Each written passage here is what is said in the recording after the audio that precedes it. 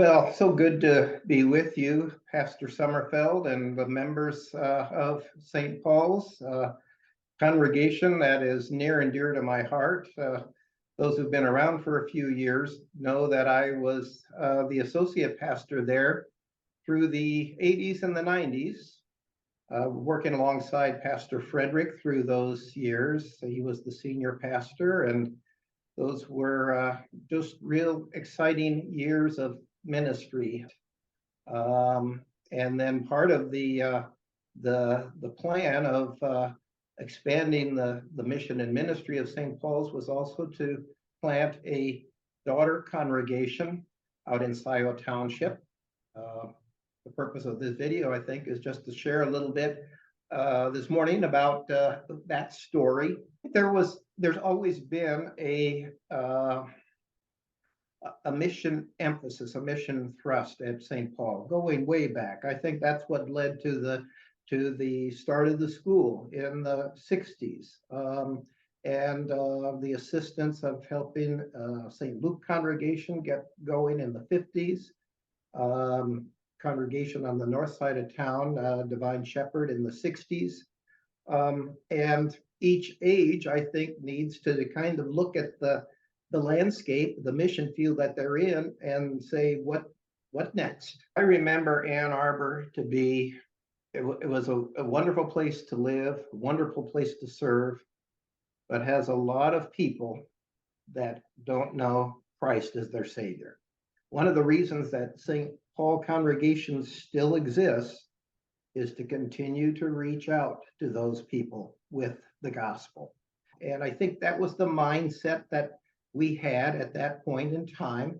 If I'm not mistaken, Pastor Frederick was the one who floated the idea of should we begin a mission as part of our larger plan. And that was something that the congregation latched on to. I think we felt we needed to recapture some of that mindset and that spirit. What is the Lord calling us to do right now? As part of the plan that we put together, I was to take the lead in getting the effort organized, and so it was up to me to gather first a committee that would work on it, and then later assemble that group of St. Paul members that would be part of the core that started. As part of the plan, the congregation also made a commitment of $50,000 a year that would be applied to that effort over the course of 3 years.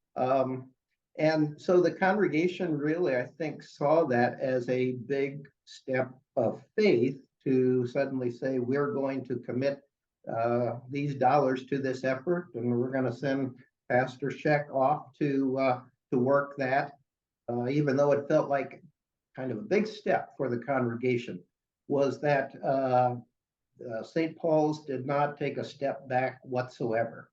I think within 2 years, the church attendance had rebounded to what it was before the mission start. I don't believe the budget really took a hit whatsoever. Congregations seemed to do just fine with me being gone.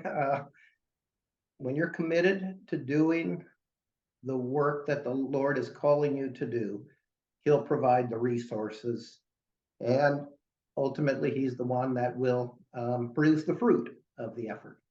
It took us a while to really get rolling, to get a good handle of what is it that we are seeking to accomplish.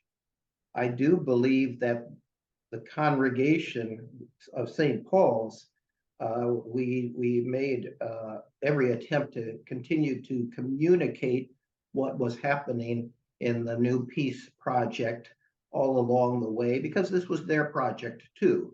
And just in terms of their having an understanding of what was going on, what we were attempting to do.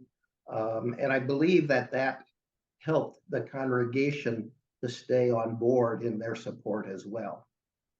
It's been a highlight of my ministry career.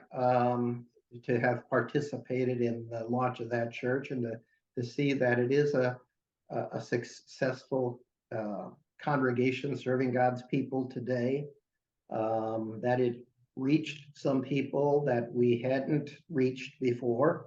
And really that was the ultimate idea with starting the mission. Just have a very basic familiarity with some of the new mission things that are happening today. I'm excited to hear about them, and I pray for success. I'm glad for St. Paul congregation that the Lord is giving that opportunity, and I guess I would just encourage the folks to jump right in and get on board, and whatever their role might be in relationship to it, absolutely do it. We are the Lord's people. We cannot fail. It's kind of neat to reconnect with the congregation in this way. And I look forward to my next visit whenever I can make it up that way.